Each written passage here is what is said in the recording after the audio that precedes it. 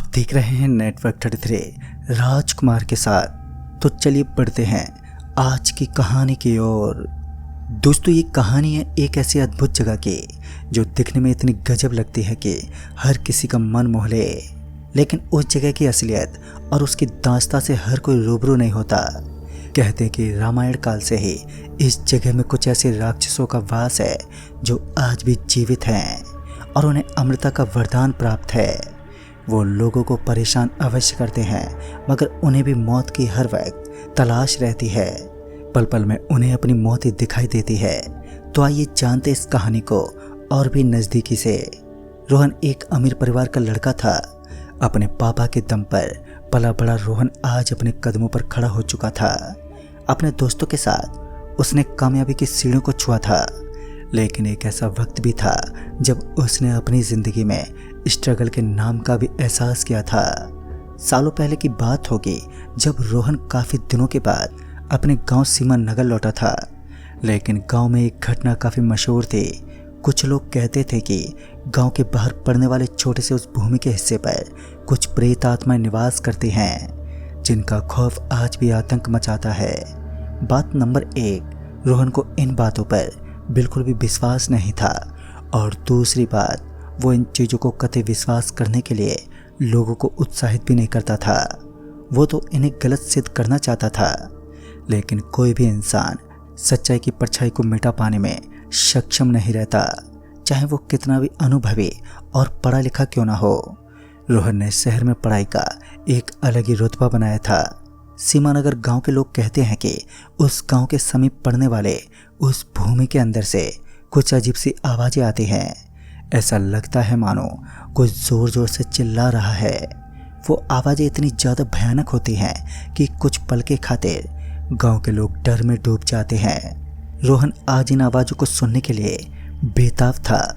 वो जानना चाहता था कि गांव के समीप स्थित उस भूमि के टुकड़े के अंदर से अंततः ऐसी कौन सी आवाज़ें आती हैं जिसके कारण गांव के अंदर बदनामी का एक अलग ही मुकाम बना हुआ है। वो इस बात को जानना चाहता था, और फिर रोहन के साथ कुछ ऐसा हुआ जो सच में अकल्पनीय था। उस दिन रात को उसने अपने कानों को पहले से ही खड़ा कर रखा था, लेकिन ताजुब तो उस बात का था कि वहाँ पर कोई आवाज़ ही नहीं आई। वैसे भी रोहन के दिन इन दिनों काफ़ी स्ट्रगल से गुजर रहे थे। काफ़ी दिनों की मेहनत और मशक्क़त के बाद वो अपने गांव लौटा था, जहां उसके दादा और दादी रहा करते थे। रोहन को अपने दादा और दादी से काफ़ी ज़्यादा लगाव था, और उसके मम्मी पापा भी उसे गांव जाने से मना नहीं करते। लेकिन आज उसने अपने दिमाग में कुछ अलग ही ठान रखा था। उसे किसी भी कीमत पर यह सिद्ध करना था कि गांव वाले जिन चीज़ों से डरते हैं, असल में वो कोई राक्षस नहीं है, बल्कि कुत्तों की फौज है जो वह रात में डेरा डालती हैं। लेकिन गांव के हर एक बच्चे से लेकर बूढ़ों के अंदर उन चीज़ों का इतना ज़्यादा खौफ था कि रात के वक्त उस इलाके की तरफ देखना भी वो पसंद नहीं करते थे। गांव उस जगह से थोड़ा सा सटा हुआ था, और वहाँ के लोगों ने काफ़ी सालों पहले उन चीज़ों के ऊपर बिलीव करना शुरू कर दिया था। लेकिन आज तो रोहन को ऐसी कोई भी आवाज़ नहीं आई जिसके बारे में उसने सुना था, और अब रोहन को संपूर्ण तरीके से ये विश्वास होने लगा कि गांव के बाहर जो आवाज़ आती है वो किसी कुत्तों के भौंकने की आवाज़ हो सकती है। इसके अलावा वहाँ पर सिर्फ सन्नाटा है। एक रात सब कुछ खामोश रहा, और जब सुबह हुई तो पूरी रात की नींद लेते हुए रोहन गांव के सबसे बुजुर्ग इंसान के पास पहुंचा, जिनका नाम है सचिन गुप्ता। क्योंकि जैसा कि रोहन को ज्ञात था कि गांव के लोग उन्हीं की बातों का पालन करते हैं और उन्हीं के बातों का अनुसरण भी किया करते थे, जिस वजह से रोहन ने बताया कि उसे आज की रात गांव के अंदर ऐसी कोई भी चीज़ का आभास नहीं हुआ जो उसे हिला सके या फिर उसके दिल में डर का कोई एहसास मचा सके। गांव के मुखिया हैरान थे, लेकिन एक बात भी बिल्कुल सत्य थी कि उनके अलावा गांव में ऐसा कोई नहीं था जो इन बातों का उनसे ज़्यादा अनुभव रख सके। उन्हें हर चीज़ का अच्छे से पता था, और वो ये भी जानते थे कि हर इंसान के साथ वो बुरी चीज़ें दखल क्यों नहीं देती, और उनका राज क्या है, और उनकी आवाज़ें आना एकदम से बंद कैसे हो गई। उन्होंने रोहन को एक साइड में बिठाया और फिर रोहन से कहने लगे, देखो, हमारा गांव भूतों से बाधित है, और यहाँ पर कुछ ऐसी चीज़ें हैं जिनके सामने इंसान नतमस्तक हो जाते हैं। इसलिए सावधानी ही तुम्हारा प्रथम कार्य है। रोहन अपने चेहरे पर एक हल्की सी मुस्कुराहट देते हुए बोला, पर गांव के लोगों ने मुझे उस जगह पर जाने से रोक दिया था, वरना मैं अब तक ये साबित कर चुका होता कि वहां पर कुछ नहीं है। गांव के मुखिया रोहन के इन हरकतों से थोड़े से परेशान होकर बोले, अगर तुमने आज वहां जाने की भी कोशिश की तो तुम्हारी लाश ही गांव तक लौट पाएगी।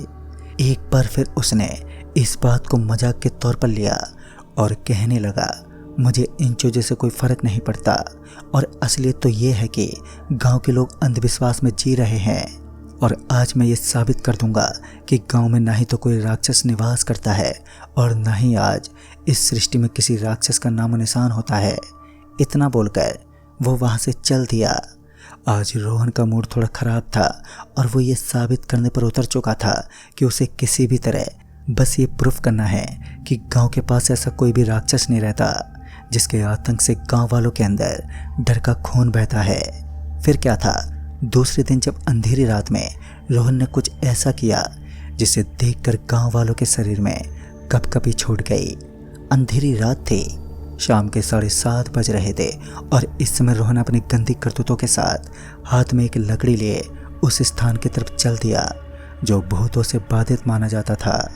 कहते हैं कि सायंकाल होने के बाद उस जगह पर जाना अपनी मौत को दावत देने जैसा होता है, लेकिन इन सभी बातों की चिंता ना करते हुए रोहन उस स्थान के पास पहुंच गया। अंधेरी रात के बीचों बीच रोहन को ऐसा लग रहा था मानो वो किसी कब्रिस्तान में पहुंच गया है। चारों तरफ बस शोर का सन्नाटा था और साथ ही एक खामोशी की चादर उस पूरी जगह पर चढ़ी हुई थी। उस घनघोर सन्नाटे के बीचों बीच रोहन हाथ में लकड़ी लिए इधर उधर टहलने लगा। आज उसे भूतों से सामना करना था और साथ ही साबित करना था कि गांव में कुछ है ही नहीं। रोहन की एक एक करतूत उसके मौत के दरवाजे पर खटखटा सकती थी, लेकिन वो कहाँ इन बातों को समझने वाला था। वो तो बस अपनी होशियारी दिखाते हुए उस राक्षस भूमि तक पहुंच चुका था जिसके अंदर से अजीब अजीब आवाज़ें आने का दावा किया जाता है। साथ ही उसे दहशत का दूसरा नाम का दर्जा भी दिया जाता था। दोस्तों, इंसान की जिद्दी कभी भी उसे एक ऐसी जगह पर धकेल देती है जिसके बारे में वो सोच भी नहीं सकता। अपनी जिंदगी सवाल पर अड़ा रोहन जोरों से हाँफने लगा। रोहन को कुछ ही पल में कुछ ऐसी चीज़ें दिखी जिसे देखकर वो पूरा हिल गया, लेकिन दूसरे ही पल उसकी आंखों से वो चीज़ ओझल हो गई। पता नहीं ऐसा क्या हुआ कि रोहन थोड़ा सा सहम गया और उसके बाद जब उसे यह एहसास हुआ कि उसने यहाँ पर आकर एक बड़ी गलती कर दी है तो वो तुरंत ही पीछे मुड़ा और वहाँ से निकलने की सोचने लगा। लेकिन एक बात भी सत्य है, इंसान जिन कर्मों को कर चुका होता है उसे सुधारने में वो असक्षम ही रहता है। रोहन अपने दिमाग की बेवकूफ़ी से यहाँ तक तो पहुँच गया, मगर अब यहाँ से जिंदा वापस लौट पाना कतई आसान नहीं था। फिर उसे ऐसा भी एहसास हुआ कि उसके बिल्कुल पीछे कोई अपने कदम पटकते हुए बढ़ रहा है। एक पल के लिए जब वो पीछे मुड़ा तो उसने देखा कि ये तो कोई और नहीं था बल्कि गांव का ही एक लड़का था जो रोहन को बिल्कुल अपने पीछे आने का इशारा कर रहा था। उस लड़के को देखकर रोहन की सांस में सांस आई और वो उसके पीछे पीछे चलने लगा। वो लड़का रोहन को पता नहीं कहाँ लेकर जा रहा था, लेकिन एक छोटी सी गुफा बनी हुई थी और उसके कदम तो उसकी तरफ बढ़ रहे थे, लेकिन इसी बीच रोहन के बदन से पसीने की भरमार सी उठने लगी। उसने देखा कि उस बच्चे के पैर तो पीछे की तरफ मुड़े हुए थे। अपनी मौत को आगे आगे चलता देख रोहन का शरीर थर थर कांप उठा। उसे समझ ही नहीं आ रहा था कि अब उसे क्या करना चाहिए। उसने समय को ना गंवाते हुए अपने कदमों को पीछे मोड़ दिया।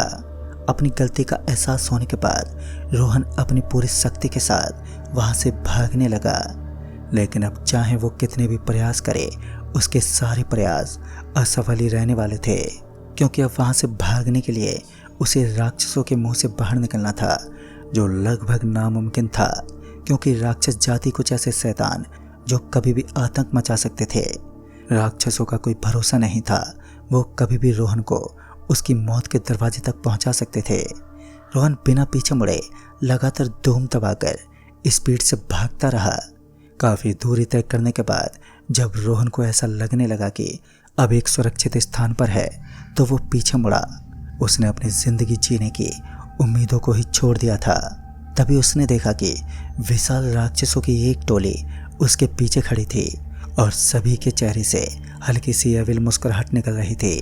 यानी कि यह एक मृत्यु का पहला संकेत था।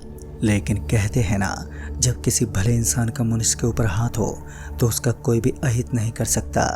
अपनी जिंदगी जीने की उम्मीद छोड़ने वाले रोहन ने देखा कि उसी गांव का वो सरपंच जो रोहन से काफी दिनों से बहस कर रहा था, वो कुछ लोगों के साथ वहां पर दाखिल हुआ और सही समय पर रोहन की जान बचाने में सफल भी हुआ।